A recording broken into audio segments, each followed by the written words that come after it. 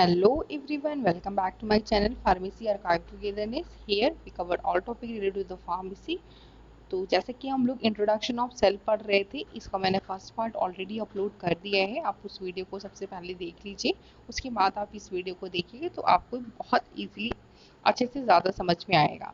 तो ठीक है, इसके आगे हम देखते हैं तो structure and function of organelles. अब हम इसमें ऑर्गेनेल्स के बारे में डिटेल से इस वीडियो लेक्चर में कवर करेंगे। तो इसमें हम लोग उसके स्ट्रक्चर को देखेंगे और उसके फंक्शन को देखेंगे। तो बेसिकली हम लोग इसमें cell membrane, nucleus, cell wall, cytoplasm, cytoskeleton, ribosome, endoplasmic reticulum, Golgi apparatus, mitochondria, lysosome, peroxisome, cell and flagella, basal bodies, centriole, vacuole and plastids. इन सारे हम ऑर्गेनल्स के बारे में डिटेल से एक एक करके अच्छे से समझेंगे और उसके बारे में डिटेल से पढ़ेंगे। तो चलिए आज का वीडियो हम लोग स्टार्ट करते हैं। तो सबसे पहला जो हमारा ऑर्गेनल है यहाँ पे सेल मेम्ब्रेन है।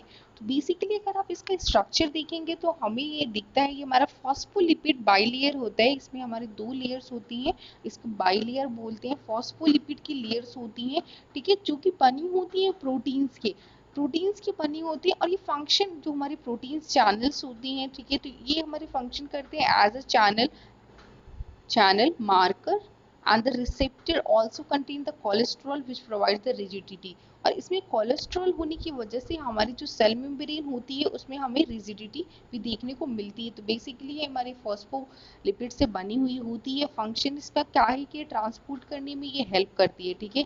ये हमारी जो मेम्ब्रेन होती है, सेल मेम्ब्रेन होती है, ये सेलेक्टिवली परमिएबल नेचर की होती है। इसमें सेलेक्टिवली परमिएबल बाउंड्री होती है between the cell and the external environment के बीच में हमारी सेल मेम्ब्रेन प्रेजेंट होती है, जो कि कुछ सेलेक्टेड मटेरियल को पास करने में हेल्प करती है। अगर हम बात करें न्यूक्लियस की, तो इसका स्ट्रक्चर अगर आप देखेंगे तो न्यूक्लियस हमारा स्फीयर शेप का होता है, जो कि कंटेन करता है another sphere called the nucleolus. तो ये न्यूक्लियस अगर आप टीएस करेंगे तो आपके स्ट्रक्चर में अगर देख पा रहे होंगे तो डार्क वायलेट कलर का है, ये हमारा न्यूक्लियोलस होता है, जो कि हमारे न्यूक्लियस के अंदर प्रेजेंट होता है। अगर इसका फंक्शन अगर आप देखेंगे तो ये बेसिकली क्या करता है कि हमारे जेनेटिक इंफॉर्मेशन को स्टोर करने में हेल्प करता है।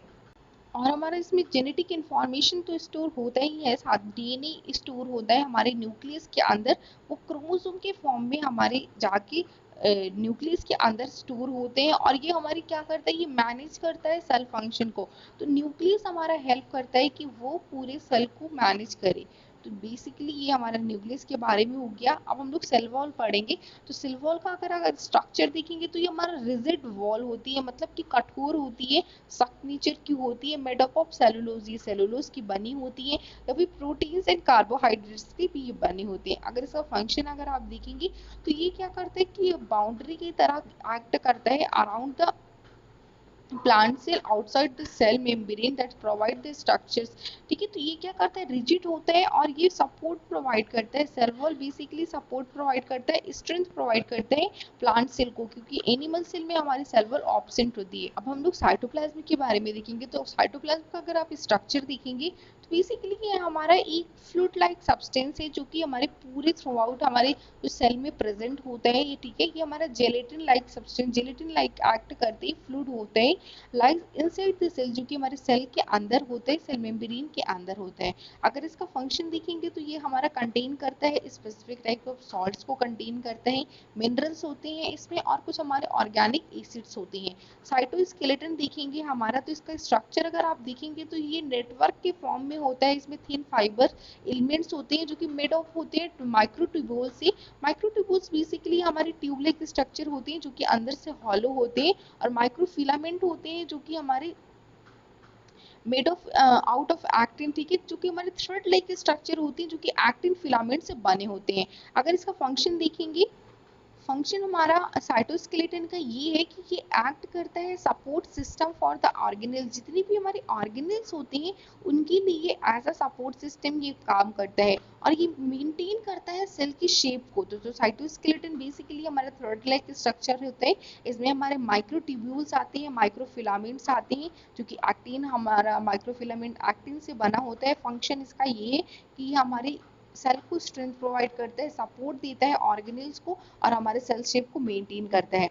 राइबोसोम अगर देखेंगे आप तो राइबोसोम इसका स्ट्रक्चर हमारा तो कंसिस्ट होता है टू टाइप ऑफ सब units of protein and RNA. तो इसमें हमारा टू टाइप की सब यूनिट होती है जो कि हमारी प्रोटीन मेड ऑफ होती है, प्रोटीन एंड आरएनए से। फंक्शन अगर आप देखेंगे तो लोकेशन ऑफ प्रोटीन सिंथेसिस, तो यहाँ जहाँ पे हमारा प्रोटीन सिंथेसिस का प्रोसेस होता है वहाँ पे हमारा राइबोसोम प्रेजेंट होता है। अब हमारा राइबोसोम जो होता है, एंडोप्लाज्मिक रेटिकुलम बेसिकली अगर आप इसका स्ट्रक्चर देखेंगे तो ये हमारा सिस्टम ऑफ मेम्ब्रेन्स होता है, ठीक है। इसमें नंबर ऑफ मेम्ब्रेन्स प्रेजेंट होता है, ट्यूब्यूल्स होता है और हमारे सैक लाइक स्ट्रक्चर होते हैं। फंक्शन अगर आप देखेंगे इसका तो ये हमारा इंटर सेलुलर हाईवे होते हैं, मतलब path along with the molecule move from one part of the cell to another। तो जिसके थ्रू हमारा जो हमारा मॉलिक्यूल होता है एक पार्ट से दूसरे पार्ट की तरफ जाते हैं। तो ये बेसिकली फंक्शन होता है हमारे एंडोप्लाज्मिक रेटिकुलम का। ये दो तरीके के होते हैं, हमारे रफ एंडोप्लाज्मिक रेटिकुलम होते हैं और स्मूथ एंडोप्लाज्मिक रेटिकुलम होता है। तो ये दो तरीके के होते हैं हमारे। इनका फंक्शन अगर हम देखेंगे तो रफ एंडोप्लाज्मिक रेटिकुलम होता है जिसको हम लोग आर से भी रिप्रेजेंट करते हैं। तो ये हमारा प्रोमिनेंट होता है सेल में, जो कि large amount of protein synthesis में हेल्प करता है या बनाता है। और जो भी हमारी प्रोटीन का फॉर्मेशन होता है उसका ये एक्सपोर्ट करता है विद इन द सेल, और या फिर हमारा सेल टू सेल इंटरेक्शन करके उसको एक्सपोर्ट करता है इंसर्टेड इनटू द सेल, ठीक है। और इसमें हमारी जो राइबोसोम है वो अटैच हो जाती है। तो ये हमारे राइबोसोम अटैच होकर रफ अपीयरेंस देते हैं, इसीलिए हम उसको रफ एंडोप्लाज्मिक रेटिकुलम के अंदर कंसीडर करते हैं। स्मूथ एंडोप्लाज्मिक रेटिकुलम के बारे में बताऊं आपको तो ये स्मूथ एंडोप्लाज्मिक रेटिकुलम बेसिकली ये हमारे स्मूथ एंडोप्लाज्मिक रेटिकुलम है। ये हमारे synthesis of lipid and breakdown of the toxic substances इसमें इन्वॉल्व होते हैं। ये लिपिड का फॉर्मेशन करते हैं और जो भी हमारे टॉक्सिस का फॉर्मेशन होता है सेल में उसको ये एक्सक्रीट आउट करते हैं, ब्रेक डाउन करते हैं। Not covered with the ribosome, और ये हमारे राइबोसोम से कवर्ड नहीं होती हैं। तो कवर्ड ना होने की वजह से स्मूथ अपीयरेंस हमको देखने के लिए मिलते हैं। रफ एंडोप्लाज्मिक रेटिकुलम की किस्म में क्या होता है, उसमें राइबोसोम्स आउटर सरफेस में क्या होते हैं, एक्सर्टेड होते हैं। तो उसकी वजह से वो रफनेस वहाँ पे सरफेस में देखने को मिलता है, इसलिए इसको रफ एंडोप्लाज्मिक रेटिकुलम कहते हैं। गोल्गी अपरेटस के बारे में बताऊं अगर तो स्ट्रक्चर अगर आप इसका देखेंगे तो जैसे कि डायग्राम में देख पा रहे होंगे सैक लाइक स्ट्रक्चर हमारा फॉर्म होता है। फंक्शन अगर देखेंगे तो इसमें क्या होता है कि receive protein from the rough endoplasmic reticulum and distributed them to the other organelle out of the cell. तो यहाँ पे फंक्शन ये है हमारे गोल्गी अपरेटस का कि वो रिसीव करता है प्रोटीन्स को रफ एंडोप्लाज्मिक रेटिकुलम से, और उसके बाद वो क्या करता है कि पूरे हमारे सेल में या बाहर भी उसको क्या करता है, डिस्ट्रीब्यूशन करता है थ्रू आउट द सेल, ठीक है। एंड अदर ऑर्गेनल्स और आउट ऑफ द सेल ये हमारा प्रोटीन का डिस्ट्रीब्यूशन करते हैं। तो इसका मेनली फंक्शन क्या हुआ कि ये रिसीव करता है, प्रोसेस करता है, पैकेजिंग करते हैं, उसके बाद शिपिंग करता है। तो ये हमारा गोल्गी अपरेटस का फंक्शन हो गया, ठीक है। माइटोकॉन्ड्रिया के बारे में बताऊं तो माइटोकॉन्ड्रिया का स्ट्रक्चर अगर आप देखेंगे तो folded membrane with in outer membrane, right. तो इसको सूज लाइक स्ट्रक्चर आपको देखने को मिलेगा, ठीक है। और इसमें हमारा क्या होता है, membrane with in the outer membrane, इसमें हमारा डबल मेम्ब्रेन ऑर्गेनल है हमारा। फोल्ड्स इन इनर मेम्ब्रेन कार्ड देखिए इसमें जो इनर मेम्ब्रेन होता है उसको हम लोग क्रिस्टी बोलते हैं। जो हमारे माइटोकॉन्ड्रिया का बहुत इंपॉर्टेंट फंक्शन है हमारे बॉडी में, ये क्या करता है कि ये कन्वर्ट करता है energy store in a food into the usable energy for work. तो ये जो हमारे फूड जो हम लोग फूड का इंटेक करते हैं तो वो एनर्जी के फॉर्म में कन्वर्ट होती है। तो उसको एनर्जी के फॉर्म को जो कन्वर्ट होती है तो उसको वो क्या करते हैं कि एनर्जी के फॉर्म में कन्वर्ट कराता है, ताकि हमारा जो हमारा सेलुलर रेस्पिरेशन है या जो भी हमारी मेटाबॉलिज्म की प्रोसेस है या जिस एनर्जी का हम लोग का यूज करके अपने बॉडी को मेंटेन करते हैं, मेटाबोलाइज करते हैं उसका यूज करने में। तो बेसिकली माइटोकॉन्ड्रिया है ये फोल्डेड मेम्ब्रेन लाइक स्ट्रक्चर होता है, जो इसकी इनर मेम्ब्रेन फोल्डेड स्ट्रक्चर होता है उसको क्रिस्टी बोलते हैं। अब मैं लाइसोसोम के बारे में बताऊं तो इसका स्ट्रक्चर अगर आप देखेंगे तो स्फेरिकल शेप का ऑर्गेनेल है that contain the hydrolytic enzyme with in the single membrane. तो ये हमारा सिंगल मेम्ब्रेन बाउंडेड ऑर्गेनेल है, ये आपको याद रखना है कि सिंगल मेम्ब्रेन बाउंडेड ऑर्गेनेल है, जो कि ये हमारे हाइड्रोलिटिक एंजाइम को ये कंटेन करते हैं जो कि इजिली ब्रेकडाउन में हेल्प करते हैं। अगर आप इसका फंक्शन देखेंगे तो फंक्शन यही है इसका कि ब्रेक डाउन करता है फूड पार्टिकल को और इन्वेडिंग द ऑब्जेक्ट और own out the cell part, ठीक है। और ये क्या करते हैं, हेल्प करते हैं इन्वेडिंग, मतलब इन्वेड करने में हेल्प करते हैं टू ओन सेल और the other part of the cell. अब हम लोग पैरोक्सिसोम के बारे में देखते हैं। तो पैरोक्सिसोम बेसिकली ये हमारा स्फेरिकल ऑर्गेनेल है that contain enzyme with the single membrane, जो कि सिंगल मेम्ब्रेन बाउंडेड ऑर्गेनेल है हमारा, जो कि ये भी हमारा एंजाइम को कंटेन करता है। फंक्शन अगर आप इसका देखेंगे तो ये क्या करता है, डिग्रेड हाइड्रोजन पेरोक्साइड, ठीक है।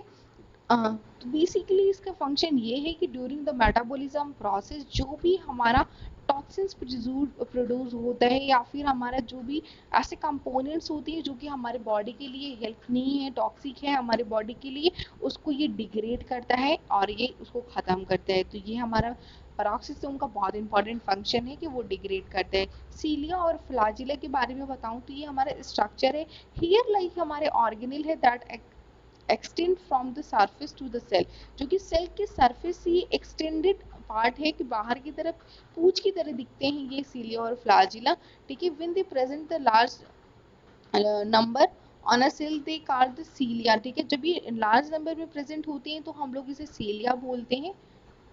और अगर हमारी यही लेस नंबर में होते हैं तो, और लेस नंबर में होते हैं और लॉन्गर साइज के होते हैं तो हम लोग इसे फ्लैजिला बोलते हैं, ठीक है। तो जो हमारे सीलिया होते हैं, फ्लैजिला होती है, बेसिकली ये दोनों ही कंपोज होते हैं 9 पेयर ऑफ माइक्रोट्यूब्यूल से, जो कि अरेंज होते हैं अराउंड द सेंट्रल पेयर, जो कि सेंट्रल पेयर के अराउंड अरेंज होते हैं।